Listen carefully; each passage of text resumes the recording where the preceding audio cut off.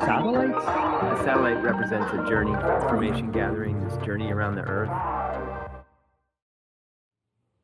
Jack's at the tracks. Jack's at the tracks. Satellite Haiku. Welcome to Satellite Haiku. Can I start off by asking you a question about sourdough and the latest? Yeah, I'm making a loaf for the first time in a few weeks. I kind of took a break a little bit. Yeah.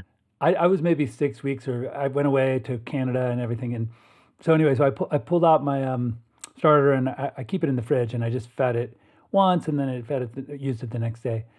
And here's my question. Have you heard about, I'm in a couple of like sourdough forums on, I don't know, Facebook or something, maybe even YouTube.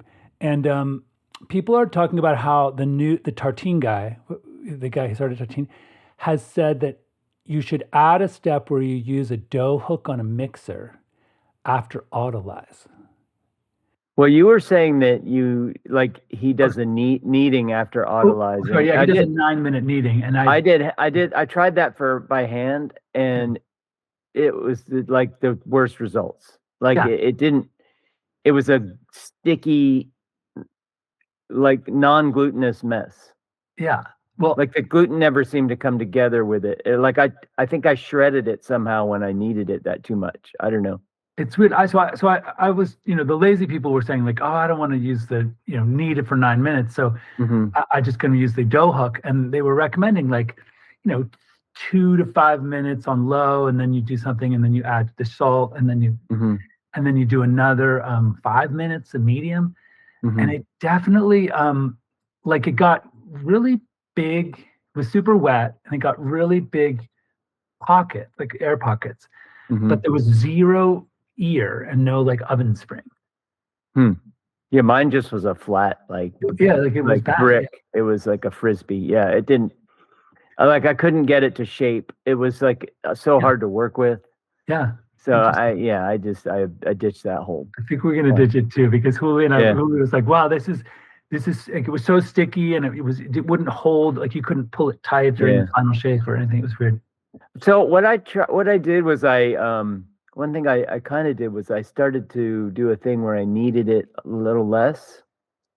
You know what I mean? Yeah. So then the 9 minutes, and I kneaded it really gently. So So I didn't do none. I kind of found a middle ground, or not even in the middle, like minimal kneading. So I used to do 0, right? Like I would mix the salt in the second batch of water, and I just kind of I'd knead the dough enough to just kind of get the salt mixed in. Yeah. And it wasn't really kneading, it was more mixing. And so now what I do is, after that step, I do a gentle kneading in the bowl. Okay.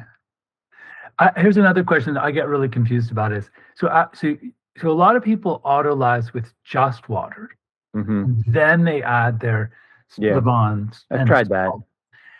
I tried it. There was no difference, right? No difference, yeah. And then the other question is, after you did that, the only difference is it's a little harder to mix in the starter. Yeah, exactly. It's much harder. It's it's easier to do it earlier in the water. And you feel when you do it in the water, it completely goes everywhere, as opposed to So the second question is, do you after you add the salt and the second batch of water and do that gentle mixing, do you do a stretch and fold set right then, or do you wait another 30 minutes? What I do is I mix it, I squeeze the salt and water into it with my fingers, and I really kind of mixing it. And then I kind of I don't stretch and fold, but I do a corner, I sort of just kind of knead it with my fingers, and I pull the edges to the middle, until I get till it feels like it has a cohesiveness to it that is a shape, like a ball. And that the consistency feels even, because sometimes there's lumps, and I'm feeling, I'll feel more wetness and salt still in one area or another. So I do that until it feels like a really nice cohesive ball. I'm in that process. I am stretching it, and I feel the gluten starting to, starting to react a little bit, starting to, stretch, pull back, as I do that. But yeah, I don't do true stretch and folds in that moment. It's funny because you named one of our episodes recently, the constant and the variant. Mm-hmm. And I love the two things that I think are fascinating: beer, where you have the 4 ingredients. Mm-hmm. Like you've heard this, but like you get this by roasting it a little longer, you get chocolatey, and like slightly more hops. It's like by varying things, you can create a completely different end product with the same 4 ingredients. Mm-hmm. And then with the bread, it's like water, yeast, salt, and flour. Pretty amazing, yeah. And it's amazing that there's so many little. It makes you kind of, I mean, you can kind of imagine how these things were sort of discovered. Oh, I left that flour and water in the bowl a little bit too long. Oh, what's that smell? That's interesting. Oh, that has an interesting. You know what I mean? Like, you can imagine how fermenting was sort of discovered by accident, probably. Totally, right? Yeah. Especially like for like chicha in the New World, they had this like corn mash beer like substance. It's almost like yogurt but made out of, and so like you just by accident left it there fermenting for a couple of days, and then you're like, it's alcoholic. yeah, totally. Naomi and my daughter and I were having a conversation not too long ago about just like different kinds of knowledge and expertise and learning things, in the process of learning things. And we were just talking about how, like, if you gave somebody, so my son doesn't, my daughter likes to cook with me and she's learning, my son says he wants to learn, but then he never actually, when I say, hey, do you want to make this with me? No, right? Like, in theory he wants to, but he never actually wants to. So so the consequence is that she's become like a little bit more skilled than he has at making. He doesn't know how to like do basic things like, how do I turn on the burner, right? Like it's been so long since he's done it that he forgot how to just turn on the burner, right? So I was talking to her about hold on, my level is up so high. I don't know why. We also have a pretty bad connection where you're looking really pixelated. Oh, really? Do I look pixelated to you? No, you look a little not quite as sharp or not quite as crisp as usual. Yeah, we are a little bit pixelated somehow. It looks like it's cleared up actually. You look sharp as a button now. So okay. Okay, so anyway, I was saying that so I was talking to my daughter and I was saying, if we took Dylan or if we took your brother or somebody like him with his experience, and we gave him the best equipped kitchen possible, and we gave him, access to all the recipes and cookbooks and instructions, on a computer or something, he could get, detailed instructions for written instructions for anything, and we just said, all right, now fry some eggs. Like, how good do you think he would do? And we were sort of debating about, and so we were just talking about kind of how much actual experience plays into learning, right? Like, you knowing how to do something, there's different kinds of knowing, right? And the experience of doing it is like such a huge part of knowing how to do something. Even though it's hard to describe, like you can't transfer that to somebody else. You know what I mean? Yeah. Like you can transfer book knowledge and you can transfer the tools, but you can't transfer the experience to somebody else. So we were just kind of talking about that. Yeah. It's very, very true. Because it's a lifelong thing, right? Like I still get better at frying eggs, right? Yeah. No, it's true. You come up with little techniques. Still try new things. Yeah. Yeah. Like my wife really likes her eggs, not runny, but still wet in the middle. Mm-hmm. And it's relatively like over medium. Like over medium, but not like hard in the middle, but not runny. And to get that, so I've come up with this technique where I cook and then I flip it. And I actually, with the corner of the spatula, I poke down to the bottom and sort of move it like 2 centimeters. And what that does is it breaks it on the bottom, and I can see the hole on the top is still wet inside.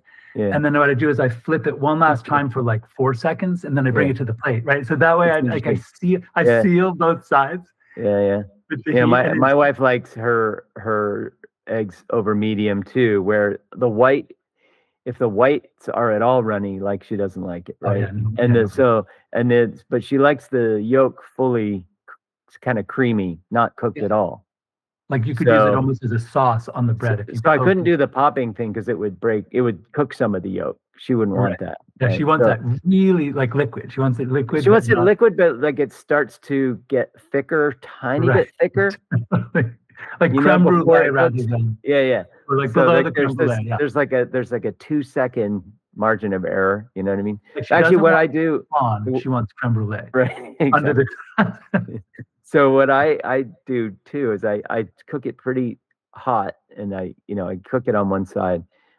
I flip it, then I turn the burner all the way off. Oh, And as the pan is cooling, it just seems to cook the egg just the perfect amount. oh, nice. That's Like good. the pan cools off at the right speed to Yeah, cook the egg perfectly on the other side. right. Because the white is fairly thin at that point, so it should just Yeah. cook all the way through over the next 5 minutes. Yeah. How do you leave it there for like 2 more minutes or something? Yeah, like my thing is I'll put toast in the toaster, and there's like, and I press the button at a certain moment, and then I turn the burner off, and like I'm down to like a perfect. I could work in a short order kitchen if I didn't have to serve a million people, because I have the toast and the egg finish at the exact like perfect timing.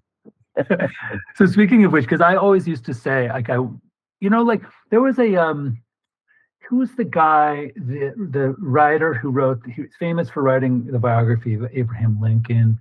He was kind of not Walter Isaacson. You know the guy I'm talking about? He's is it Gore Vidal? Yeah, Gore Vidal. No, the one I'm thinking of was even older, much older than that, okay. in the 40s. Anyway, this guy was basically describing like how he had, resisted taking like a corporate path and like, getting a job as and he was like, you got to just go around the country and you've got to like be at some point in your life, be a short order cook.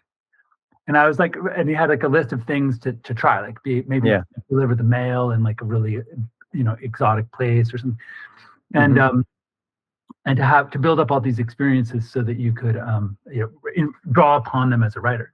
And so I really wanted to be a short order cook, and I ended up getting to do it because I was cooking for my kids so much. Like you said, I would cook like breakfast really quickly before school, and they're so spoiled. They have no idea how spoiled they are, because the reason why you're describing it as the work of a short order cook is because you're not making one breakfast that they're going to eat, right? Like they have different preferences. They like things differently. My son doesn't like eggs at all, right? So my daughter loves eggs. So breakfast is, eggs is never an option just to make eggs for them. Oh, well, right? Yeah, that's true. Right. So I got to make them their different breakfasts. So yeah, that's why it is like a short, like order up, Totally. And you pull up the little ticket off a thing, and then you got your yogurt here. Yogurt. We got yogurt and granola. Order up. But when my daughters were at the Waldorf school, when they were, I think, preschool, like they, the oldest one was in preschool, and I remember they went around the room and they asked, "What did you have for breakfast?" And my daughter said, "Well, my dad was experimenting. We had this French toast in Oaxaca where it was like encrusted with like crushed up almonds and this other thing." And she goes, "Your dad made you French toast for breakfast this morning with crushed up almonds as like a breading?" Yeah. And she was like, "Yeah." And she goes, does he do that kind of thing every morning? And she goes, "Yeah, pretty much." And then later at pickup, the teacher was like, "Milo, like, come on, man. Like, I just pushed a box of granola at my kid and was like, quick, we got to go." Like, what are you doing? You're making me look bad.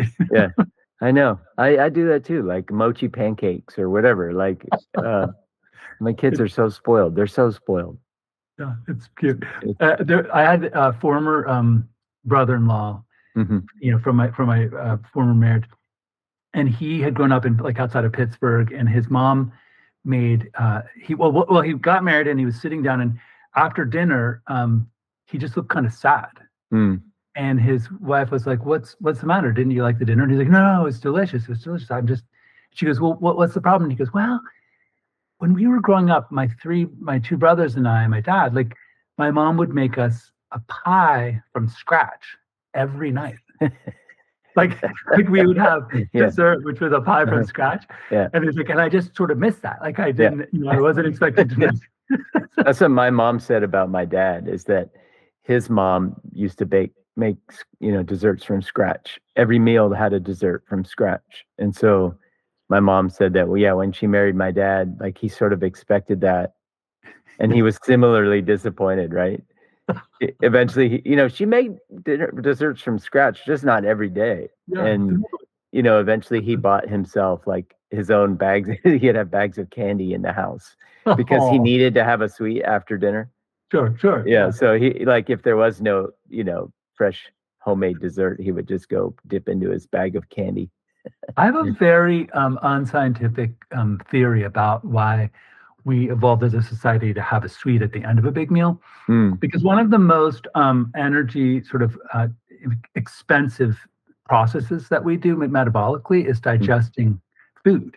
Yeah. Like we draw a lot of blood to the abdominal thorax, and we expend a lot of energy to get it processed and then like stored, right? Yeah. And so by putting sugar in the blood quick gives you the energy to not get sleepy and to not stay, to not basically like fall asleep after you have a big meal, because you have enough energy to actually move around and think, Yeah, that makes a lot of sense. Especially if you're eating like heavy protein, like a red meat or something, and it takes a lot of effort to digest it. No, that totally makes sense. You're giving yourself like the little burst of energy you need to digest the food. Exactly. That's the non-scientific theory of mine. I don't know if I read that somewhere or I've just thought of it myself, All right, we are back from our first world microphone problem. Right. First world microphone problem. Speaking of which, I usually go down a nerdy, before I do something, like if I'm going to paint, which I'm painting right now, or fine art. Oh, nice. Yeah, I like to get my hands really dirty first. So like I build my own stretcher bars with the table saw, and I get all covered with wood chips, and I just I just can't wait to start painting because I'm sick of that, getting the dirt and the tools and stuff. And so anyway, so I also wanted to record, and so I started to dig into like modding. I have these sort of cheap microphones that are, they're like knockoffs of really expensive ones, but like you can mod them with certain ways, and there's like a whole community of people who mod their microphones, and they're like soldering on these little capacitors, like 1 milli, I forget what it is, but like an M, or it's a U shaped thing. Anyway, microhertz, or maybe, I don't know, who knows? Yeah, something it's like a they're actually called Anyway, so I started modding these microphones, and it just got so nerdy. At one point, I went to the library and I 3D printed a part. Wow. Yeah, and which I had never done before. That was the first time. And they were like, Huli was like, you should. My wife was like, you should. I can do it for free probably. So give it to me. And I was like, let me just try this. So I go in and anyway, first of all, the woman at like the sort of makerspace at the library, we have like a U of A has like their own library with like a whole floor that's like a makerspace. And I go in there, and this poor undergrad woman is like completely stoned, and she's like, hey, can I help you? Like she's trying to focus, and I was like, I was wondering if I could get something printed. And she's like, yourself? Like you can do that here. Anyway, she goes, oh, wait. No, you have to take a class. You have to be certified, and then you can print stuff. And I was, and it was like Wednesday at like 3:00, and I was like, well, when's the class? And she goes, oh, it was Wednesday at 1 p.m. So you just have to wait till next week. And I was like sort of depressed, and she's, but if you don't want to do it yourself, you can just go downstairs, and I'll just upload it to the like to a site. So anyway, I did that, and it cost me to do 2 of them. They're little pieces like this. It cost $1. Where'd you get the design for it? One of the nerds on one of the YouTube channels who did the mods. So they had like a recipe for it, basically. STL file, which was. Oh, okay. I'm sorry to say, guy, but it was pretty shitty. I had to do a ton of work with a Dremel to get it to work, and I had to like drill a hole and tap it and stuff. Okay. It was not a good design. It wasn't perfect. It was very poorly. It was like half done. Like it was the right height. That's about it. And everything else did. Anyway, so he it was $1.01 to get 2 things printed, and I was like it was more expensive to go to the parking garage and pay it $2. Wow. That's cool. I know. I was like, now I'm like wanting to start 3D printing more shit and to take that class, you know? Yeah, my son took a class, like a CAD class, summer camp last year, and he loved it, like making stuff on the 3D printer. It seems like there's a whole bunch of, you have to think, because you're laying it down from the bottom layer and then you have to sort of build it up. So there's certain things you just can't do, you know, because you need something, like you couldn't, for instance, make a cylinder with like a thing coming down because you wouldn't be able to go back and print down through the middle. You'd almost have to make these little support things on the sides and then cut them off, you know, because it can only go in one direction, really. I mean, at least the ones that we have.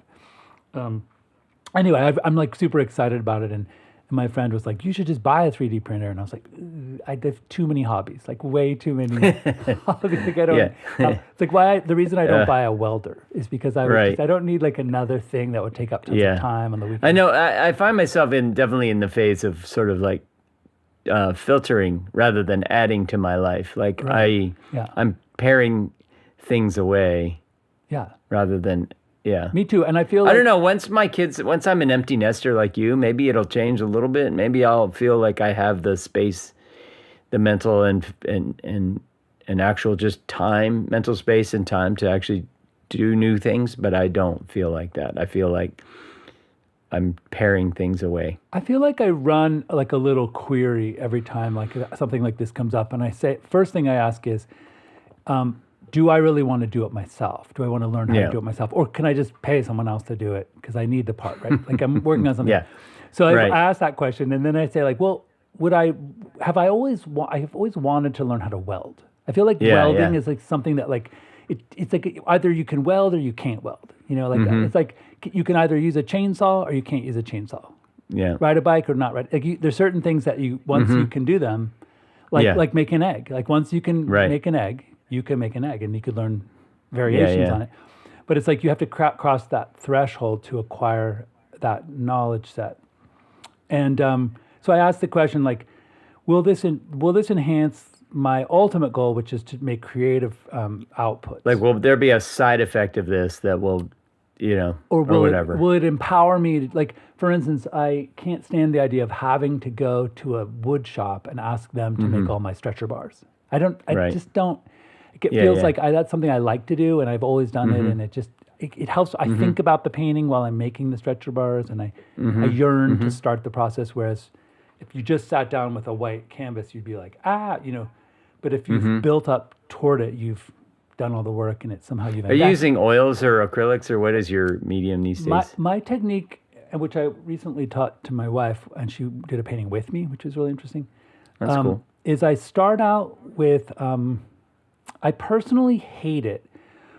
Like I love Mark Rothko, but I hate when you walk right up to the painting and you can see the canvas, right? It's so thin that it's almost like a wash on the canvas, you know? It's like you can see the bump, the stippling.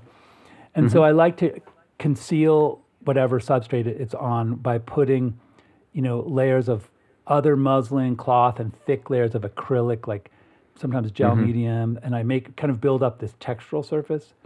And then at some point, and I scratch it and sand it and make all these marks. And then at some point, I just clean it all up with a rag, and then I switch to oil. Like you can't go back, right? So you have to. So I switch to oil, and the oil technique I use is really. So then the oil's kind of getting caught in those little grooves and the texture and whatever. Yeah, like intaglio printing or something, because you can kind of rub it in and then I use a technique that has really been struggling with lately because I use a material called alkyd, K-I-D, right? Or it has a Y. K-Y-D, yeah. And it's basically a synthetic gel medium for oil. And you can use it for glazing, which is basically like translucent layers. And that whatever was below will show through, and it will change the color if you know. And then I use a lot of transparent iron oxide red because it really lets the color below through. Like you can see right here, there's one right there. A lot of it is, this is all glazing on top of white. See how this is like reddish pink? I can't see it. Oh, really? Okay. I can only see your face. Oh, weird. Because on mine I have like a 16 by 9. Okay, well terrible example of I mean, it's a podcast, so people can't see it anyway. Yeah. But basically, Yeah, like right. the idea of like stained glass, like you can light transfers through. I see. And so I use a lot of these glazing techniques. The kind that I used to buy is no longer available, and that was like a key way that I got exactly the right consistency, the right sort of wet, it dries at the right speed. So I'm struggling a little bit with like 3 or 4 other forms of this alkyd material that aren't the same as before, and so it's not. They're all like drying a little bit too fast, or they're too wet, or too shiny, or too But anyway, that's my technique. Is I really do both. Like I start with acrylic, get the texture built with cloth and gel medium and acrylic white, and then I jump to oil, and I never go back. Do either of your girls do art stuff in their free time? Yeah, my oldest daughter does a lot of drawing, and she has this really interesting, like her handwriting always looked very similar to mine, like the way she made her letters, and I thought that was another sort of DNA thing. It was you could easily argue that she just watched me writing and then thought that that's what you should do, right? So that, but then the younger one doesn't have anywhere near the same connection with that. And then the same thing was with the characters. I used to play around with a lot of whimsical, like really long necks and stripes and like sort of almost like Giacometti, like and or I would have like my brother would always his head would be like attached to his shoulders, like he just was one like a brick, and he always wore a crown. I don't know why. I used to use my little brother, in all of my illustrations. He was this character. That's funny. I can think of what I can picture what you're describing in your work, but I never knew until just now that it was your brother. Because I would make him birthday cards and I would draw cartoons of him. Just to sort of, he had a big head when he was growing up. I mean, all kids do, right? So at some point I just started to draw him with his head the same size as his shoulders and no neck, and I don't know right, why. Like people call those people like thumb, that guy is a thumb. Ooh, but Stephen Miller is a thumb, and he has a skinny neck. But, the whole thing with AOC talking about how he's 4'10" and how that's why he's such an angry guy all the time, because he's 4'10" and it makes him so angry. Do you think it's true? I don't know, but I don't know. I didn't see her say that. I saw a thing later. Somebody was talking about how, and I didn't watch this either, but how AOC had made this comment, and then Fox News night hosts like spent all night like defending Stephen Miller's manhood or whatever, and it just made me laugh, because I was like, few things about that stuff make me laugh these days much, but that one was kind of funny, because I just imagine like they're so fragile and insensitive to every slight, right? Yeah. So the idea that that they needed to sort of like come to Stephen Miller's defense for a whole night of punditry kind of made me laugh. You know how like this is just a weird non sequitur, but you know how like in high school, like imagine 3rd grade gym class, and the teacher's like, we're going to play basketball, and I'm picking Sean as a captain, and Jeff Oswan as a captain, and you have to pick your team, and you have to go side by side, and like there's a whole popularity hierarchy in in 3rd grade, and there's like whole who's cool, and I want to be on his team, and oh my god, I got left behind, like it occurs to me that like, because the bully idea, like there's a lot of bullying going on in this administration, so there's like that on the playground. Donald Trump is truly like a bully, and but also it's hard for me to imagine that like one of the cool kids would want to pick Stephen Miller to be on his team, because he's just like this not a cool kid, you know what I mean? He's like the nerdiest, like even so how did like Kash Patel, like wouldn't he be like ridiculed all through, you know what I mean? I just don't, that's probably why they are where they are, but why does the popular guy bully Donald Trump pick these sort of, I'm just going to say it, I'm just going to be like, in high school or 3rd grade, these guys would have been considered losers. Like why are losers in charge? Like Russ Vogt, like I guarantee he wasn't picked first. 100%. Isn't it weird? It is weird, yeah. It's almost like it's like revenge of the not nerds. It's revenge of the bitter incel. J.D. Vance probably too, yeah. Totally interesting. I hadn't really thought about that. It's like the anger, the embittered person who was tormented in school. Well, there is like this interesting collection of people in like Ben Shapiro, Tim Pool, I think is one. There's a bunch of like these sort of media figures on the right. Yeah. That are failed, actors, screenwriters. Like I think Steve Bannon is that. Oh, right. Yeah. He was a screenwriter. Yeah. So a number of them like tried to do the Hollywood thing and like just crashed and burned, or just didn't really get any traction. And they found their groove. And it seems I've seen people write about how easy it is to sort of build an audience on the right, as a podcaster or whatever, which is one reason why there's so many. Yeah. Like Candace Owen is another one, right? Like she has this really like she has, I don't know how popular she still is, but she was a far left like progressive pundit. I didn't know that. Huh. And in sort of racial kind of, black justice, that kind of was her stuff, right? And it's like she's the complete opposite now. Right. And, some people speculate that it's because, she failed basically, but then she started doing this other stuff and it got popular. And like there's the concept of audience capture, right? Like once you're sort of popular, you kind of have to keep doing what the audience wants. Right. And so it's hard to know with some of these people what they really believe, or what, whether they're just pandering to their audience that they've developed. Like someone like Russell Brand, right? There's no future in anything with any decent people ever on the planet, right? So, but he's very popular, on these right-wing podcasts. Right. So yeah, because so like sort of the fallen liberal. Yeah. Is someone that you quickly gets dragged in, and then they're like, "What was it like?" It happens a lot. Yeah. Interesting. Yeah. But so then you don't even know, like, do they even believe this stuff? And like Candace Owen is an example. What does she even believe? Who knows? Like Rachel she might just be totally captured by her audience.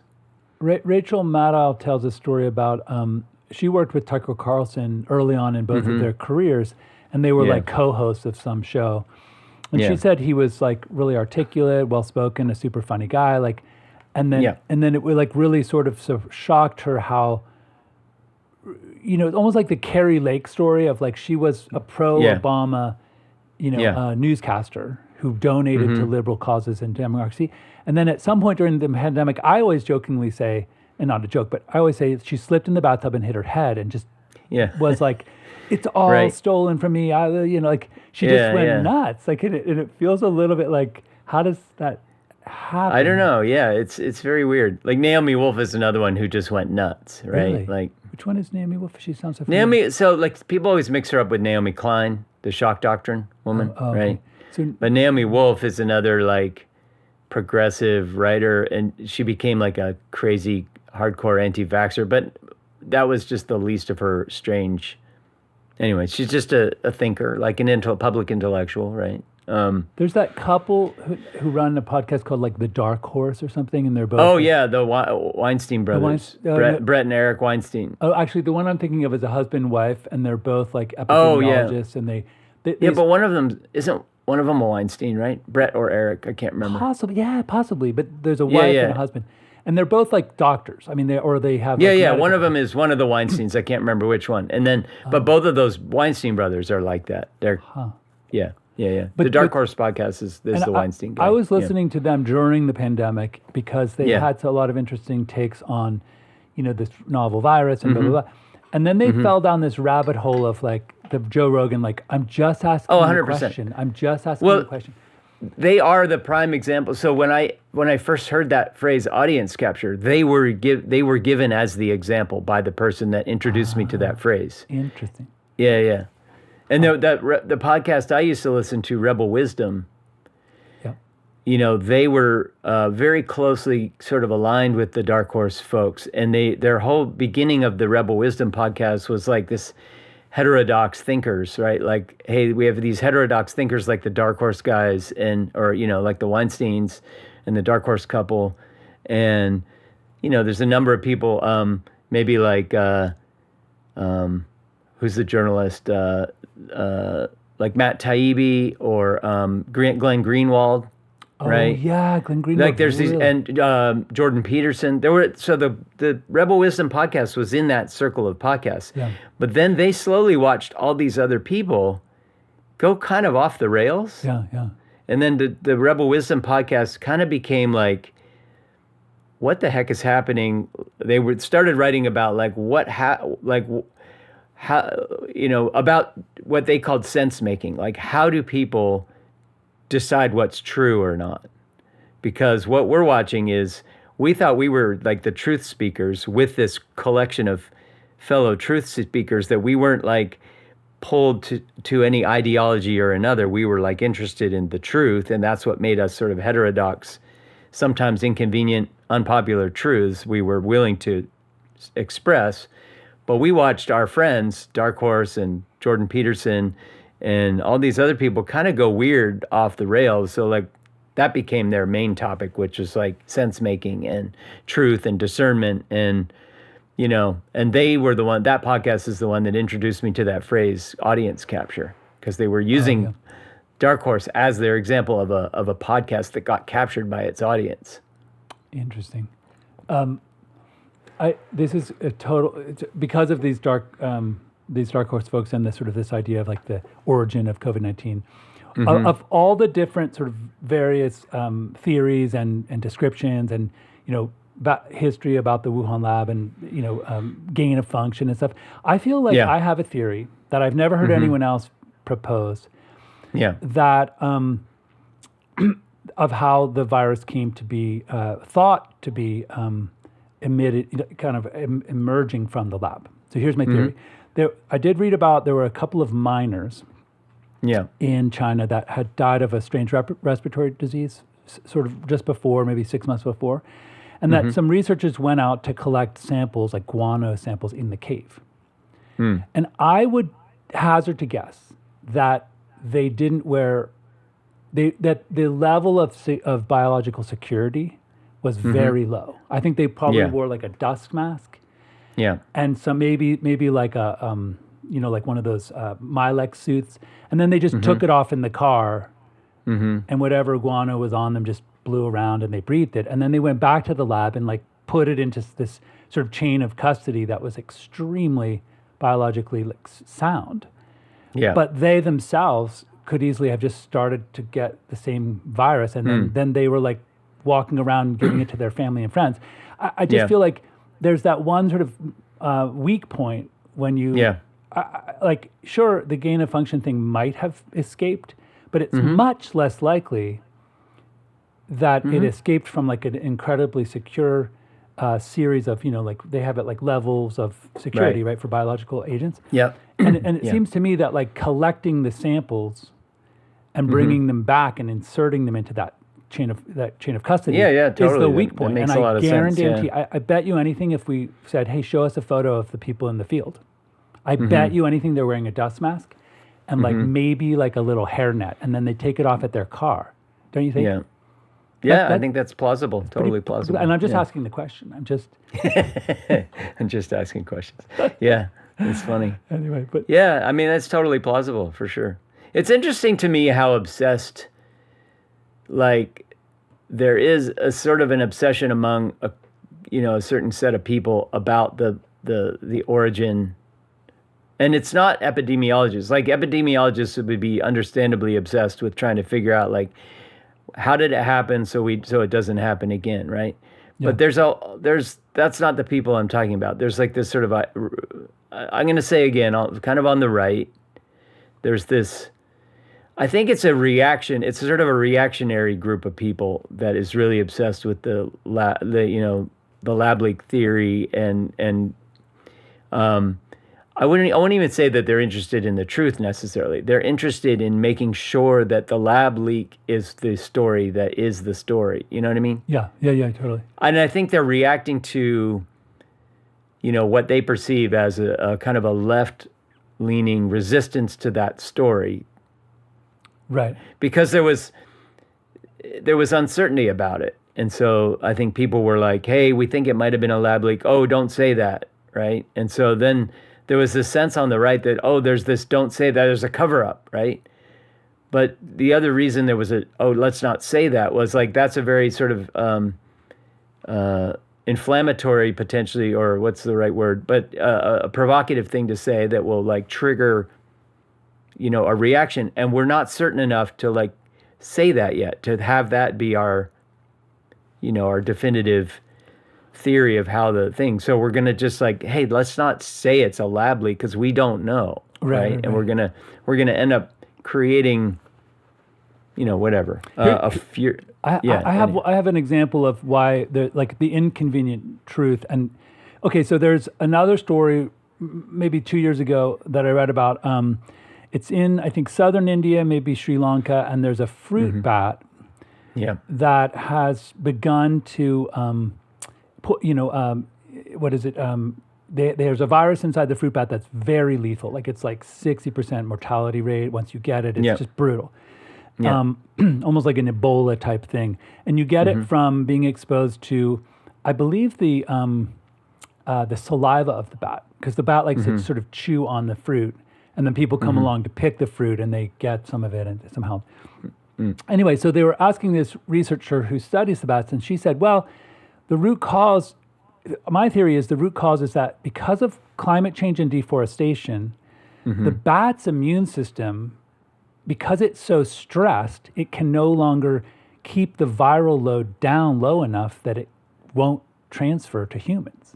That the poor bat is so fucking stressed by having its loss of habitat and the rising, that it's unable to sort of keep the balance of the viral load down, and that's actually the root cause is not the bat is all of a sudden become evil or something. It's just that the bat can't be healthy, and and it's like bees are stressed as well, and so I think it's like inconvenient because the root cause of that spreading isn't a lab and isn't gain of function. It's fucking climate change and deforestation, and that's not a popular thing on the Nobody right. wants to hear that as a root cause of anything at this point. It's much more convenient to say like, oh, someone fucked up in some lab. It's like, actually, that's going to happen more and more around the world. That's what this researcher said. Like, you're going to see a lot of novel viruses that sort of bust out of their biological bubble because the people that carry them, the vector animals, are now so stressed that they're ill, and their immune system can't handle the virus.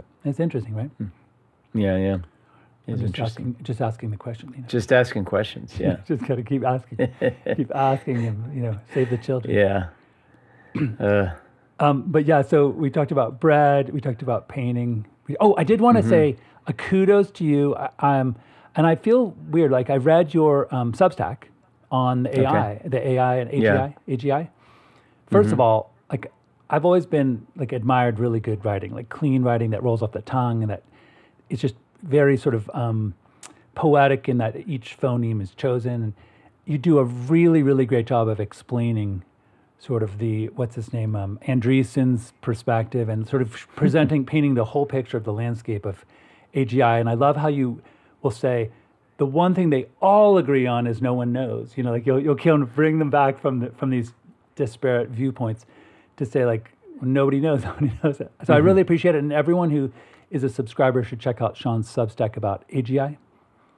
Yeah, that was my most recent one. I appreciate that. No, it's funny because like, I don't know. I write this stuff in a void. Like it gets actually I get a surprising number of. I'm grateful for how many people actually subscribe. But what's funny to me is like I feel like I'm in this weird. I feel like I'm a weird anomaly in the sort of like the public discourse sense where it's like if you go onto Substack or Thread, like Threads. I'm not on Threads, but like Blue Sky or Twitter. I used to be on Twitter, Facebook, all these things, and I'm not on many of them at this point, but I'm on Substack quite a bit.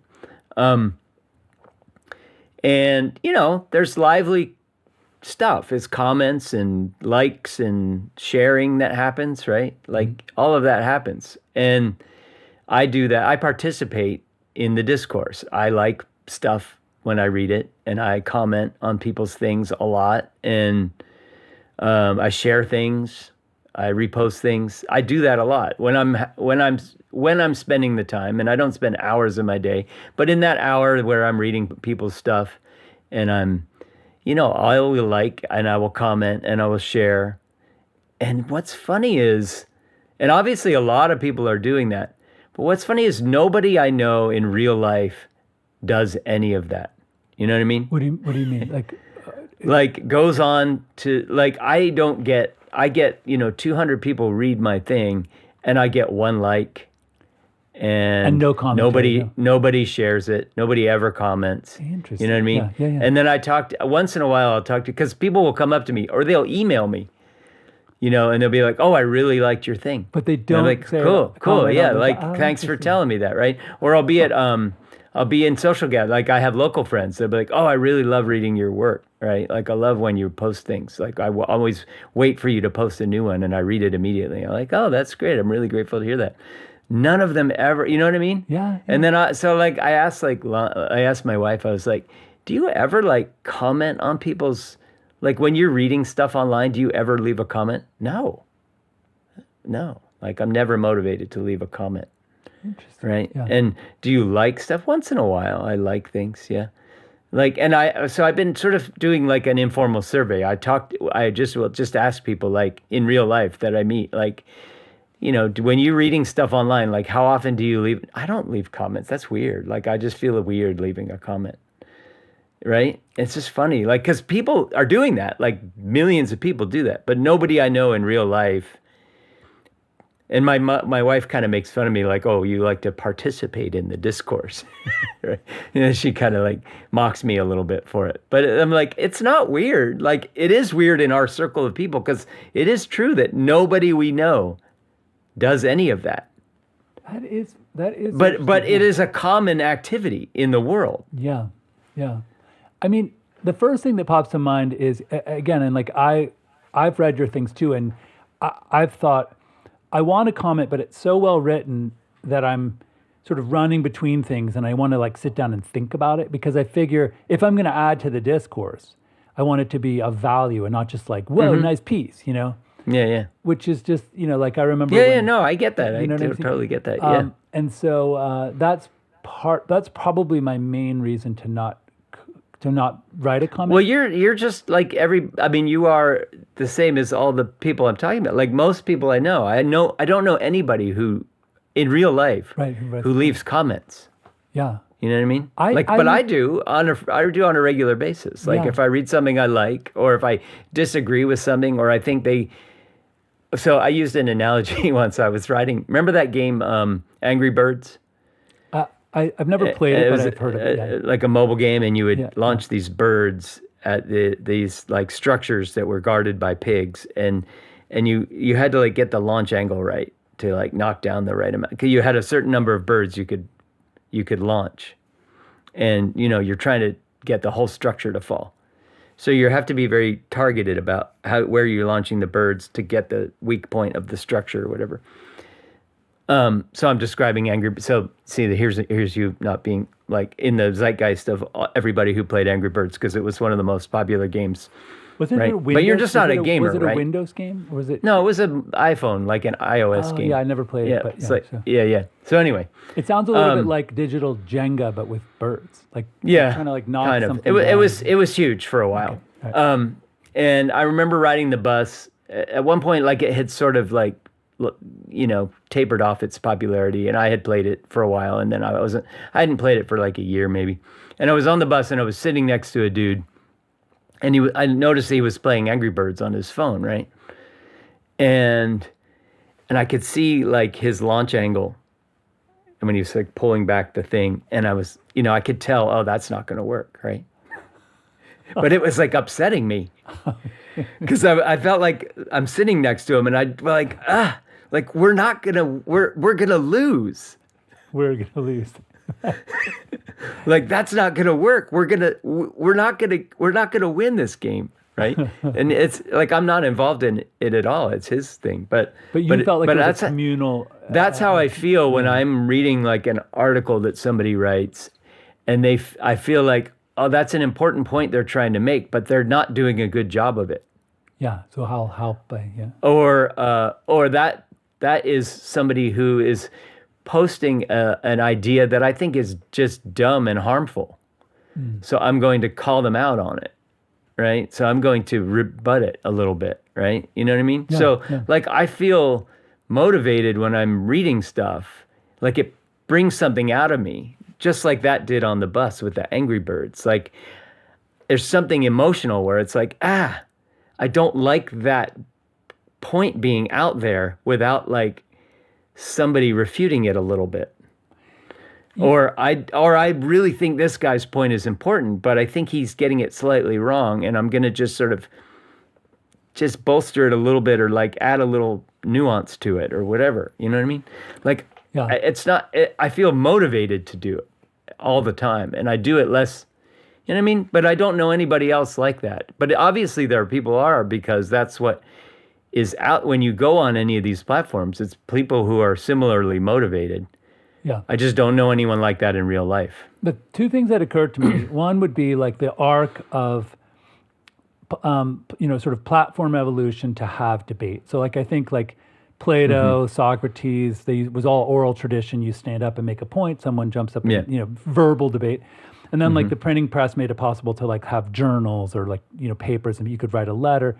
And then like I think of like Darwin, like presenting his theory of evolution to some, like hoity-toity board of, or like the, Council on Biological Belief Systems or something, Yeah. And like a lot of people would be, oh, that's a ridiculous idea. What a stupid thing. It's all flawed. And then I imagine that, like, do you remember this guy who coined the term, wasn't he the Netflix CEO for a while, who coined the term the long tail?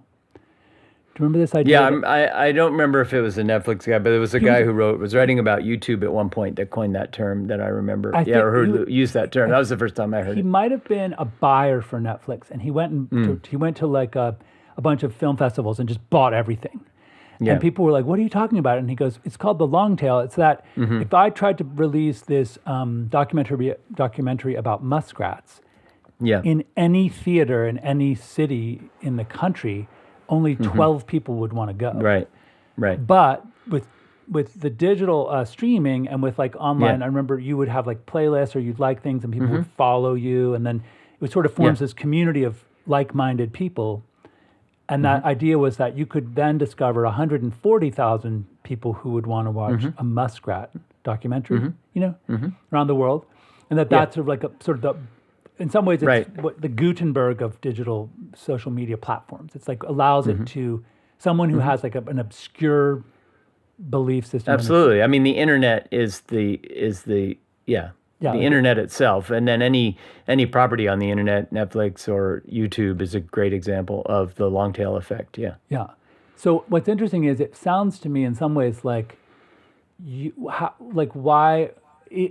it's interesting because maybe you're looking at it that fact that people don't comment is a bad thing, or like it's sort of not your. I'm not making a judgment about it. It's just I feel like a weird anomaly sometimes because I, like in the world, in my circles of friends, because nobody I know, like, first of all, like I probably am more extremely online than a lot of them. You know what I mean? But I'm not, like, when I talk to them, like, oh, they're watching stuff a lot and, they're following things. And so I'm not like that extreme in the just like following stuff that's happening in the world, in my way, happens to be on certain platforms, but they have their platforms. A lot of my friends are on Instagram. I'm not on Instagram, right? So like, it just makes me wonder about myself because I'm like, what is this thing that I seem to have in me that is motivated to comment or like stuff, but nobody else I know is.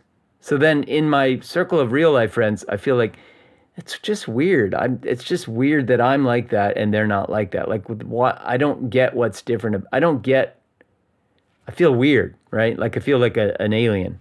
In that kind of in that attribute or that characteristic quality or whatever. But then online, obviously, if you go onto any of the platforms, that's what people do. Like they're constantly commenting and liking, and you know what I mean? Yeah. The thing that occurred to me as I was reading it was that you are writing at the level of what I would consider like the old school journalist, where you've done the research, you've read the Andreessen, stuff, or watched his whatever. You've basically looked at both sides, and you're aggregating for me the argument in this very concise way.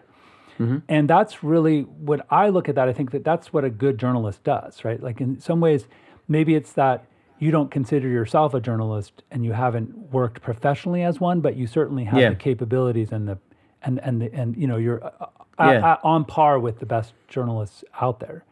So maybe that's why you feel weird, is that you just don't work in journalism, but you are good enough to be one.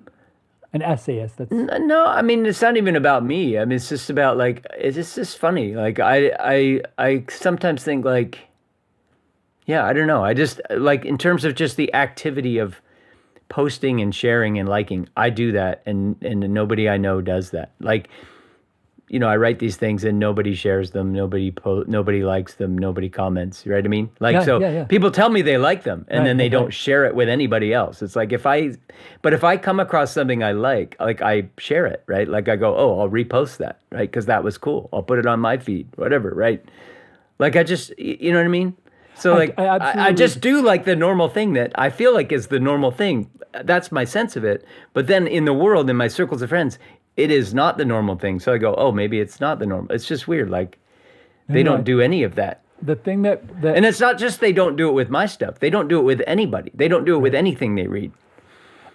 So I'm not complaining about like people not sharing my thing. It's just like I do a thing that it seems like a lot of people do, which is liking, posting, commenting, sharing things that I enjoy.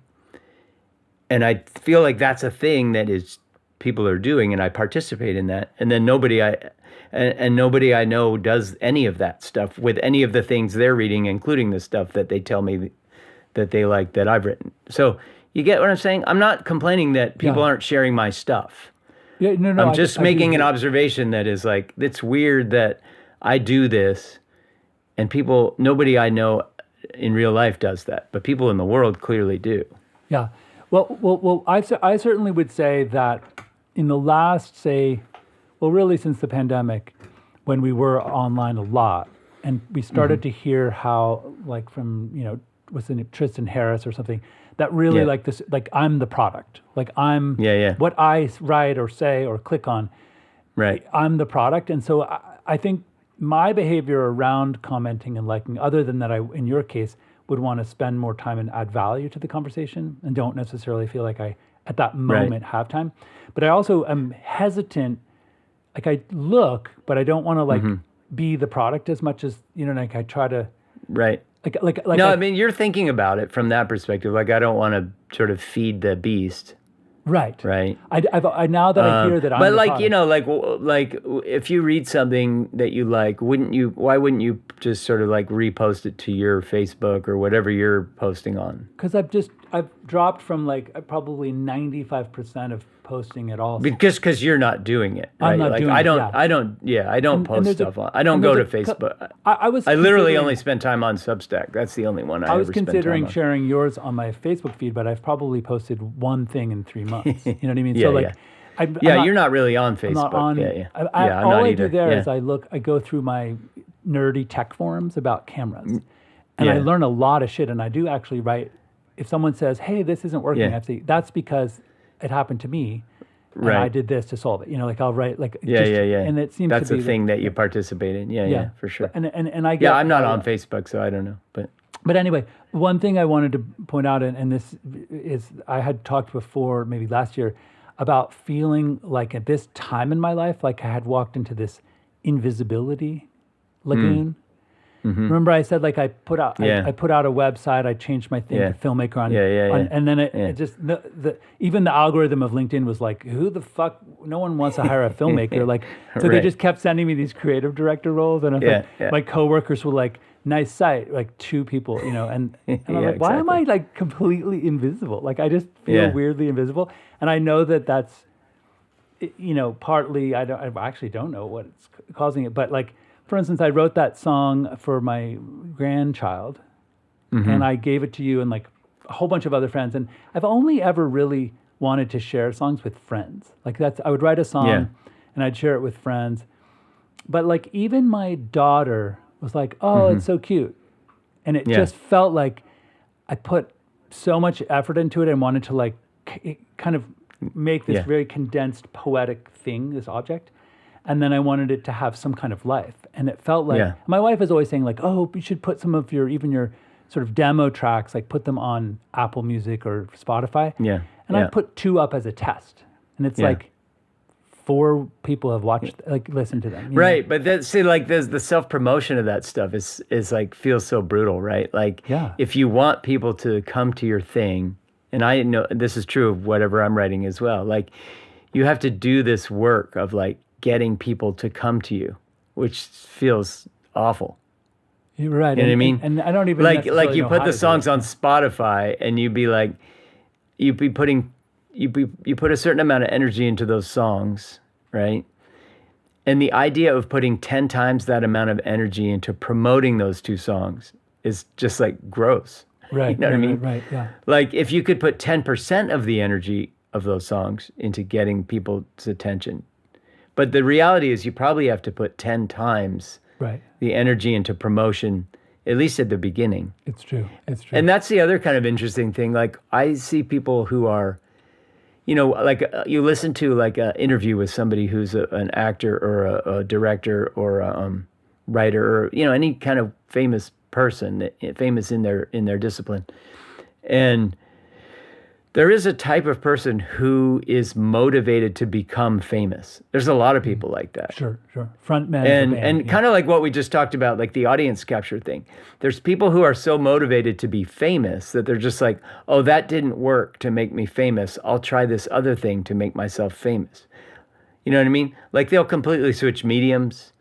They'll completely switch their personality, whatever they want, because the end goal isn't the thing they're making. The end goal is to be famous for something. I was watching A Complete Unknown, the Bob Dylan sort of biopic, and he's walking. I was watching it on the plane, and he's walking with Joan Baez in the street, like early on when they first met, and she's this classic or trained in a sort of Juilliard-esque way to be a very clear singer, and he obviously is not. And at one point, he claims to have worked at a carnival. Yeah, and he says to her.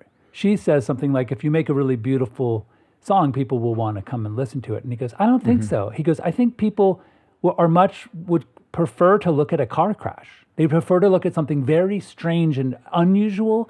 And I know that from the carnival because people pay to come see the bearded lady." And he's like, so I think that if you want to get attention, you don't want to be like careful and perfect. You want to just be so bizarre that they are like, "Holy shit," And it's interesting that he put, I don't know if that's a true quote or if they just fictionalized it, but it speaks to what you're saying is if like, there's some people that like that the thing they want is to be famous. Like they want the attention. Right.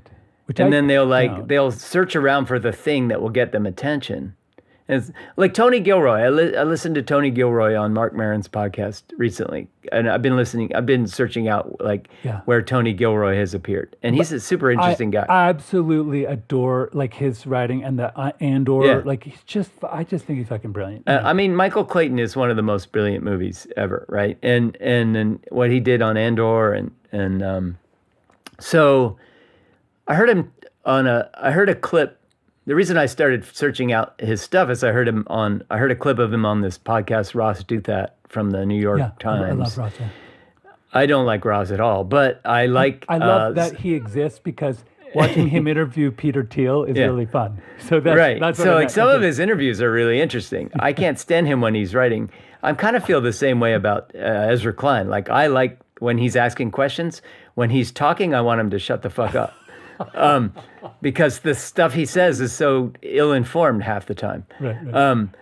Anyway, but so Ross Douthat's kind of like that with me. Like the arguments he makes half the time are just idiotic to me. But when he's asking good questions, and people get to answer them, I think he does a good job. Tony Gilroy was on that show, and he asked Tony Gilroy, he asked this dumbass question about why is so much of what comes out of the entertainment industry left-leaning? Why does it appeal to lefties? Why isn't there more conservative content? like conservative entertainment, right? It's an interesting like question. a fucking, Ross Douthat question, right? His answer was so perfect. Tony Gilroy basically says like, well, I'm not going to address your question like exactly as you asked it, because I don't know that I agree, like conservative, left, whatever. I'm not going to just like buy those terms as you've kind of defined them. So I'm just going to just say that the thing that makes quality writing quality, the thing that makes it good, the thing that you have to do as a writer to produce quality work is to have empathy with your characters. Yeah. And I think once you have empathy with people, like if you are the kind of person that works to develop that empathy, or you just naturally are an empathetic person, a deeply empathetic person, and you've worked hard to empathize with all of your characters, regardless of what their beliefs are. Anyway, that was kind of his answer, was just like, empathy makes you more open to people and to different lifestyles and different opinions and beliefs, and so like more tolerant. And so his argument was kind of like that, that's what you're perceiving as left. Yeah, wow, that's a brilliant answer. The guy's So anyway, I was like, I like that. So I kind of been searching about. So he was talking about, on Mark Maron, he was talking about, this is going back to the attention thing and being famous, the desire to be famous and to be somebody who gets attention regardless of. He was a musician. His dad was a writer, and Tony Gilroy was a guitar and bass player, and he was like, he was in a band, and he was trying to be a musician. Wow. And he made it out to California, and he was doing pretty well in music. And he said that he stopped when he got involved with some, started to get kind of into some circles of musicians that were pretty successful. And then I forget what musician he became exposed to at some point, but he was like, those guys are just so much better than me, was his perception. It's just like, they are famous because they're really good, and I will never be that good. And, I could be a good tour musician or a studio musician, I could see myself, where I would go with this career is becoming like a pretty successful tour musician. That would be like where I'm headed right now. And he just said, it was kind of like, what I want to be famous. He didn't say it in those exact words, but it was like, he was like, I realized that I needed to do something different, and he started writing screenplays. Now, he's a little bit of a Nepo baby, apparently, because his dad was like a Pulitzer Prize-winning writer. And so, like, maybe that was like the other path of least resistance. But and his brother's a screenwriter, too. Yeah. So clearly the apple doesn't fall far from the tree if in the Nepo. Totally. But he's so good at it, and it's good that that's what he did. But it does seem like part of his motivation was like, I want to be famous for something. I don't want to just be like, I don't want to just make a good living at this thing. I want to be famous for it. I do have to, because I said the apple doesn't fall far. No, the apple doesn't fall far from the tree, because that original Apple logo with Newton and the apples above him, like that immediately popped in, and I thought of how we were originally going to call our show The Weave. Yeah, because like we're weaving back. We're bringing it all the way back around to the apple. But anyway, that's really cool. I really love Tony Gilroy, and it'll be interesting to watch some more of his films. Yeah. I mean, I thought what he did with Andor was, in other words, like it's like the ability to both. Well, of course, sci-fi. You're really looking at at society in its present snapshot, extrapolating what might happen in the future if we continue on this path. But he was able to like bring it back around and sort of point this microscope at us by doing like a. Well, he talked about that on Maron. He was just saying like, because he was just kind of talking about how, in his Andor, there's no lightsabers. It's just people fighting fascism. Yep. And he was like, it could be, he's like, I got to use basically all the research and stuff I've ever done, all the books I've ever read about revolutions and fascism, and I'm using all of that material, because all of this is just, there's no magic, there's no lightsabers, there's nothing. It's just people in his 5-year period that he's dealing with, it's just people. Yeah, it's true. I do want to, instead of my first world problem, I do want to mention and then put in the show notes like a gift article in the New York Times that I read early on Monday. I forget his name, but he's a Yale law professor who wrote a book called about the Garland Foundation. And it basically, what his point in this article is, from 1918 to say 1930, if you were to pick up sort of the template of that sort of political environment that happened then, and just sort of paste it on where we are now, it's almost exactly the same. Like there's like sort of Woodrow Wilson was ailing and Biden was ailing, and then we ended up flipping toward Harding, and like this. What was crazy that I learned about in this article was how people were. I think his name was Ebbs. There was a guy running for president who was imprisoned for speaking out against World War I, or participation in World War. There was a lot of political prisoners in prison for no other reason than that they spoke out against the government. Yeah, kind of, and no judges would stand up for them. And so anyway, this guy Garland was the scion of the Citibank family, and he decided to. He's sort of the George Soros of the day, and his foundation funded the ACLU, the NAACP, like all of these organizational sort of foundational things that allowed for the civil rights movement to come to pass.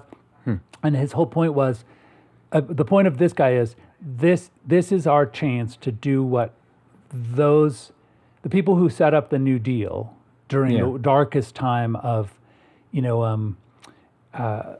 the conservative movement. Like they had all three branches of government, the House, the White House, that set.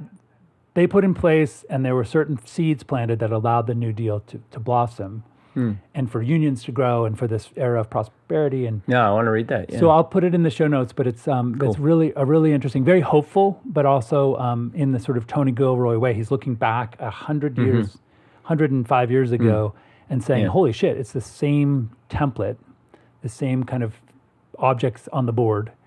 And it's an opportunity for us to sort of learn from the past and to set up for what's coming, Cool. That's my first world not problem. I think we can leave things there. Yeah. Let's do that. Yeah. But it's all right, brother. So good. And I'll go back and fix some stuff. But Satellite Haiku, great to be with you again. Always good to talk. All right, have a great day. All right, brother. Satellites? A satellite represents a journey, information gathering, this journey around the Earth.